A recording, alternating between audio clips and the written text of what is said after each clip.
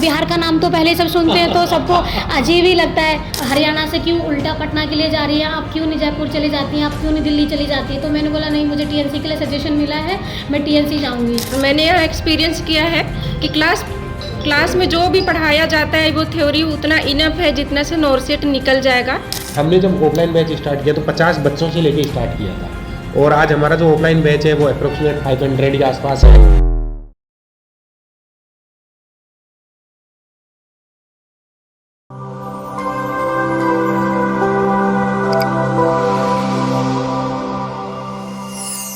नमस्कार, एक बार फिर से आप सभी साथियों का हार्दिक स्वागत, अभिनंदन टीएनसी के इस ऑनलाइन प्लेटफॉर्म में। माइसेल्फ बोलचाल पलाया, assistant nursing superintendent AIIMS Patna.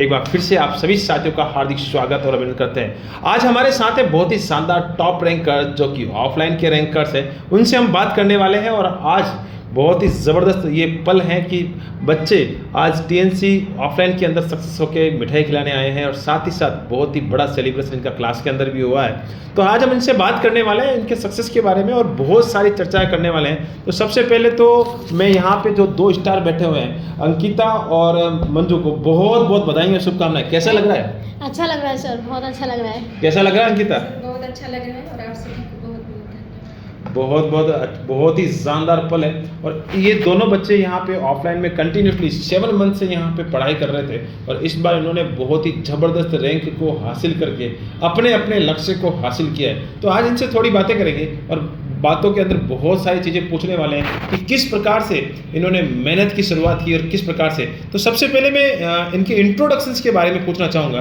कि ये लोग कहाँ से हैं, उनके बारे में बात करना चाहूँगा। तो मैं शुरुआत मंजू से करना चाहूँगा कि आप कहाँ से हैं?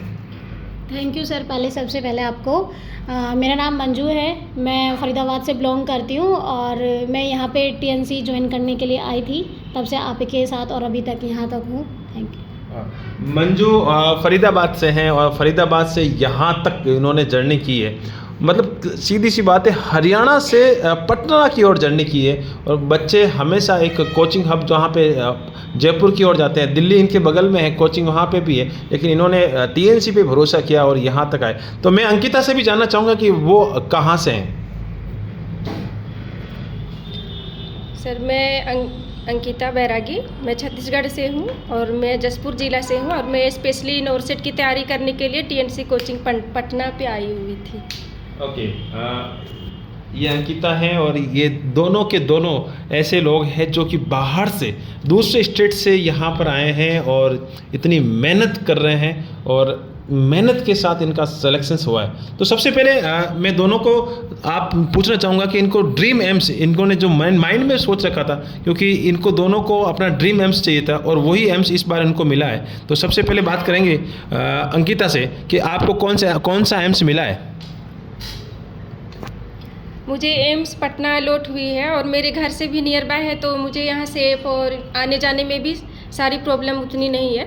और मैं प्राउड फील कर रही हूँ कि यहाँ होके मेरा कोचिंग करने के बाद फिर यहाँ मेरा एम्स अलॉट हो गया है। बहुत ही ज़बरदस्त, इनके घर के नियर बाई ये सिलेक्शंस मिला है और ये बहुत ही ज़्यादा खुशी होती है। और एक ऐसी जगह जहाँ पे कोचिंग का नामो निशान नहीं है, पटना, और वहाँ पे ये सारे बहुत ही बड़े ज़बरदस्त सिलेक्शंस यहाँ से निकल रहे हैं। और मैं प्राउडली कहना चाहूँगा कि पूरे भारत में सबसे ज़्यादा टॉप मोस्ट रैंकर्स और सबसे ज़्यादा सिलेक्शंस देने वाला संस्थान टीएनसी नर्सिंग क्लासेस बना है। तो मैं मंजू से भी जानना चाहूँगा कि आपसे मैं बहुत सारी चीज़ें, कब आप पटना आए और पटना से, क्योंकि हरियाणा से आप यहाँ पे आए हैं, तो हरियाणा से यहाँ तक आने की जो जर्नी है वो पूरा एक बार थोड़ा डिटेल से बताएं। सबसे पहले तो मैं ये बताना चाहूँगी, मुझे दिल्ली एम्स अलॉट हुआ है जो कि मेरी फ़र्स्ट प्रेफरेंस थी, और मेरे मम्मी पापा का भी यही कहना था कि मेरे को दिल्ली एम्स में वो देखें। तो आज मैं दिल्ली एम्स में हूँ और उसके लिए मैं भोजा सर को थैंक यू बोलना चाहूँगी, क्योंकि जिन्होंने मुझे यहाँ तक पहुँचाया। मुझे पहले टीएनसी के बारे में पता नहीं था, लेकिन जब मैं अपने किसी कॉलीग के साथ या जो मेरे दोस्त थे सर्कल, उनका भी टीएनसी से सिलेक्शन हुआ था, तो उन्होंने मुझे बोला था कि अगर आपको कोचिंग करनी है तो आप टीएनसी कोचिंग ज्वाइन कर सकते हो, उनका ऑनलाइन एक्सेस भी चलता है और आप ऑफलाइन भी जाके ज्वाइन कर सकते हो। तो पहले मैंने ऑनलाइन लिया, तो फिर ऑनलाइन लेने के बाद फिर उसके बाद मैंने ऑफलाइन लिया। तो जब मैं ऑनलाइन ले रही थी उसके साथ साथ मैंने ऑफलाइन ज्वाइन करने के बाद फिर मैंने प्रैक्टिस पे इतनी पकड़ बना ली थी कि जो मेरे सर इवैल्यूएशन करते हैं हर दिन, जो टेलीग्राम ग्रुप पे डालते हैं, उसमें मेरा नेम आने लगा था, तो मुझे खुद से कॉन्फिडेंट होने लगा था। और फिर जो भोजराज सर थे तो उन्होंने मुझे हमेशा बोला था कि आप हमेशा टेस्ट सीरीज़ देते रहना है, उनको कभी छोड़ना नहीं है। और नोट्स के लिए उन्होंने मुझे हमेशा बोला था कि नोट्स कहीं से नहीं पढ़ना है, आपको जो टीएनसी पढ़ाती है उस कोचिंग के नोट्स पे आपको भरोसा रखना है। सबसे बड़ी बात है कि अपने ऊपर भी भरोसा रखना है, सर ने ये भी बोला था। और दूसरा ये रखना है कि अपने मम्मी पापा के ऊपर भी आपको ये देखना है कि वो कितना आपके पीछे मेहनत कर रहे हैं, उनकी बातों को भी ध्यान में रखते हुए आपको पढ़ते रहना है। बहुत ही अच्छी बात है। मैं और चीज़ जानना चाहता था, जैसे आप दोनों लोग क्लास में आते थे, जब क्लास में आते थे तो एक बहुत ही बड़ा है कि अपना खुद का स्टेट छोड़ के आप पटना आए, तो और यहाँ पे पटना के अंदर आपने जैसे देखते हैं ना, पटना कोट से डर लगता है कि यार ये बिहार जा रहे हैं, और वहाँ से स्पेशली अगर नॉर्थ से यहाँ तक आप आई है और रायपुर से यहाँ तक आई है, तो आपको डर नहीं लगा कि यार हम लोग पटना जाके और एज ए गर्ल हम पटना जा रहे हैं, तो डर तो नहीं लगा? नहीं सर, ऐसा कोई डर नहीं लगा था, क्योंकि फर्स्ट टाइम आए थे तो सब इधर उधर बहुत सारी बातें होती हैं कि आप हरियाणा से क्यों उल्टा पटना के लिए जा रही हैं, आप क्यों नहीं जयपुर चली जाती हैं, आप क्यों नहीं दिल्ली चली जाती है। तो मैंने बोला नहीं, मुझे टीएनसी के लिए सजेशन मिला है, मैं टीएनसी जाऊँगी, तो फिर मैंने टीएनसी ज्वाइन किया था। ओके, भरोसा आपको टीएनसी पे था। और भरोसा इनको बहुत सारे लोगों ने सजेस्ट किया था कि आप दिल्ली नज़दीक है, दिल्ली जाके कोचिंग कर लीजिए, जयपुर जाके कोचिंग कर लीजिए, लेकिन भरोसा होता है। भरोसा जब होता है तो चाहे कितने भी किलोमीटर की दूरियां हो, वो बिल्कुल भरोसे के दम पे नापी जा सकती है। और इन्होंने दिल्ली से यहाँ तक आके सफ़र को ज्वाइन किया। अभी मैं जानना चाहता हूँ कि आपके इस समय रैंक कौन सी रही है? अभी मेरी जो रैंक आई है वो मेरी 1000 आई है।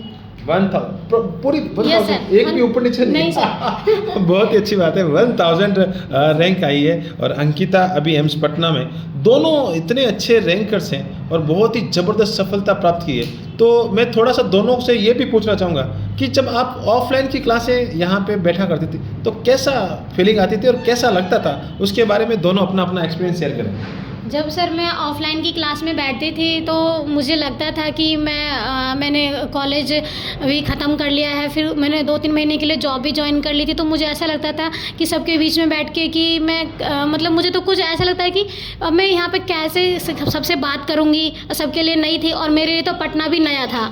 तो सर उसके लिए मैंने क्या किया कि सर जब पढ़ा देते तो मैं सर के बातों पे और उनके पढ़ाई पे ही फोकस करती थी, क्योंकि मुझे ये था कि मैं टीएनसी ज्वाइन करने आई तो सिर्फ नोट सेट क्रैक करने के लिए आई हूँ, तो मुझे ज़्यादा ध्यान नहीं देना है। मैं सिर्फ आती थी, अपना पढ़ती थी और प्रैक्टिस करती थी और जाती थी।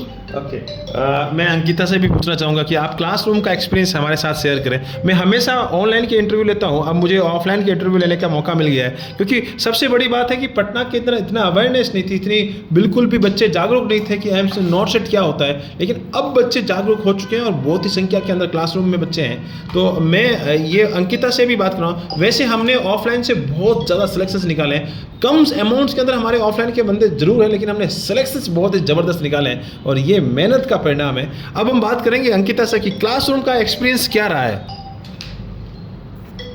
ऑफलाइन क्लास में क्लास बहुत अच्छी होती है और सारे टीचर्स बहुत डेडिकेशन से क्लास लेते हैं। और मैंने यह एक्सपीरियंस किया है कि क्लास में जो भी पढ़ाया जाता है वो थ्योरी उतना इनफ है जितना से नोट सेट निकल जाएगा।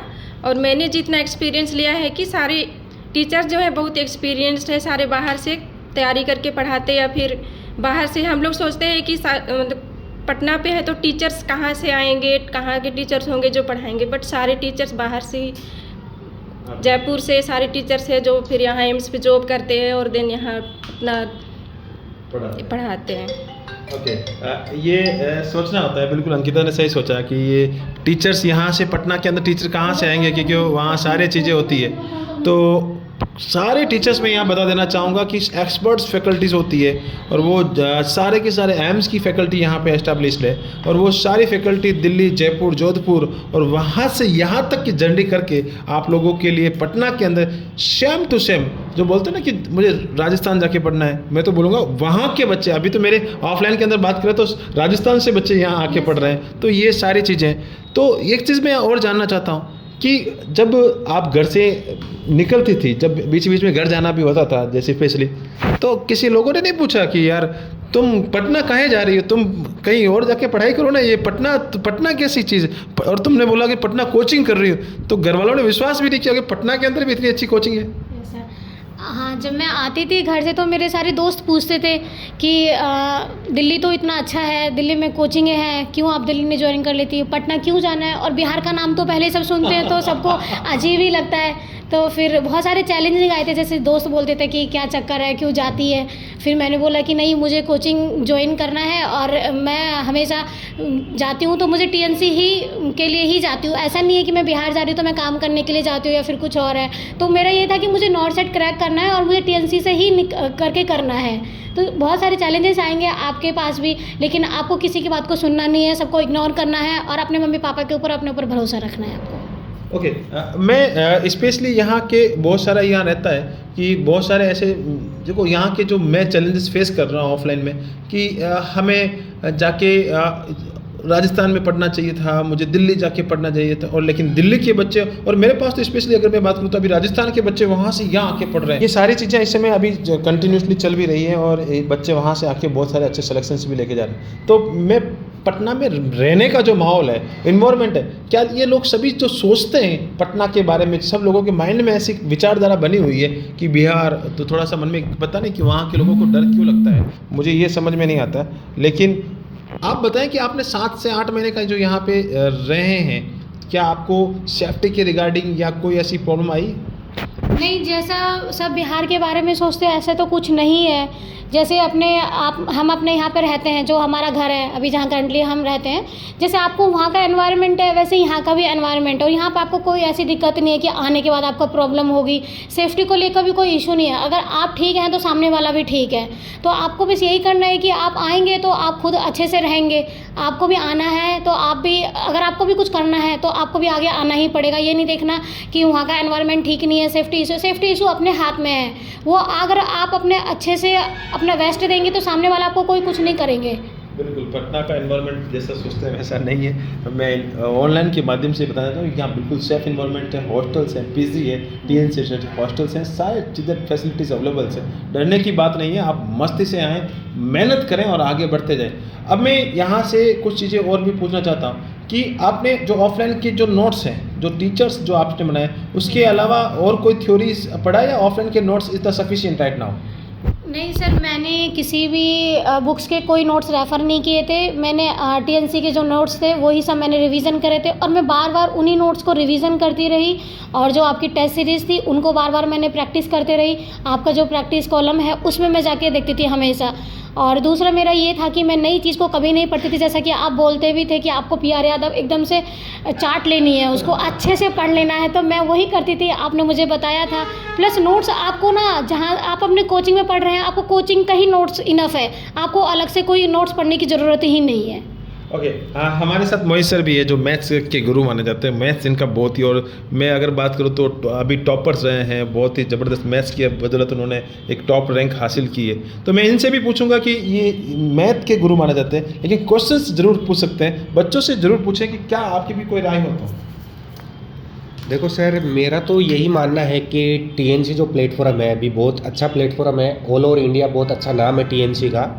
और हमारे पास अभी टीएनसी में जो रजिस्टर्ड स्टूडेंट हैं प्रेजेंट टाइम में अप्रोक्सीमेट 50,000 के आसपास पहुंचने वाले हैं। आने वाले समय में मात्र 1 मंथ के अंदर मैं बोल रहा हूं कि 50,000 की संख्या हो जाएगी, जिनमें हमारे टेस्ट सीरीज प्लस अदर जो कोर्सेज हैं, ऑनलाइन जितने भी कोर्सेज हैं, उनकी संख्या में इजाफा हो रहा है। और दूसरा चीज़ कि ऑफलाइन बैच जब हमने स्टार्ट किया था तो उस टाइम हमने जब ऑफलाइन बैच स्टार्ट किया तो 50 बच्चों से लेके स्टार्ट किया था, और आज हमारा जो ऑफलाइन बैच है वो अप्रोक्सीमेट 500 के आसपास है और अच्छा चल रहा है। और अभी जो ऑफलाइन से जो सिलेक्शन का जो क्राइटेरिया चल रहा है वो बहुत अच्छा क्राइटेरिया चल रहा है।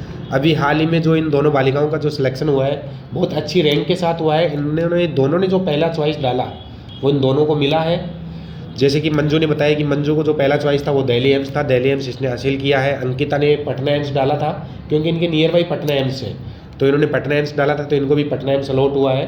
तो ये बहुत ही अच्छा है। और आने वाले भविष्य में मैं तो बोलना चाहूँगा कि जो भी तैयारी कर रहा है उसको एक बार टीएनसी को ज़रूर फॉलो करना चाहिए और देखना चाहिए कि हाँ टीएनसी ऐसा क्या नया लेके आता है जिसकी बदौलत इतने सिलेक्शंस होते हैं। तो सर मैं तो यही बताना चाहूँगा। Okay, thank you. बहुत ही अच्छा लग रहा है ये ऑफलाइन का इंटरव्यू, और मैं चाहता हूँ कि आने वाले समय में जितने मैं ऑफलाइन के इंटरव्यू कर पाऊँ उतने मैं ऑफलाइन के इंटरव्यू करना चाहूँगा।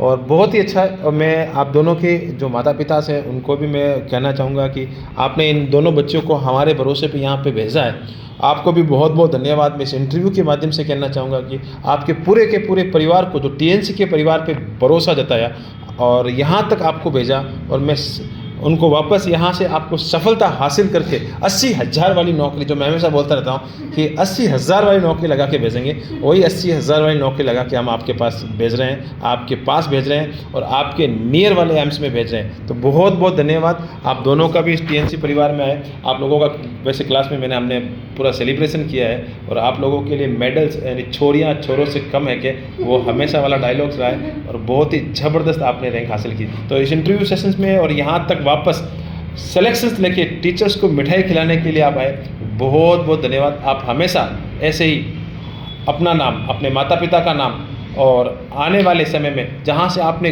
जो फर्स्ट 0 से लेके यहाँ तक पढ़े हैं, और जितने भी गुरुजन आपकी इस सफलता में रहे हैं, उन सभी को, गुरुजनों को बहुत बहुत बधाई है मेरी तरफ से। आप हमेशा उनका नाम, टीएनसी का नाम हमेशा रोशन करते रहें। धन्यवाद, थैंक यू सो मच।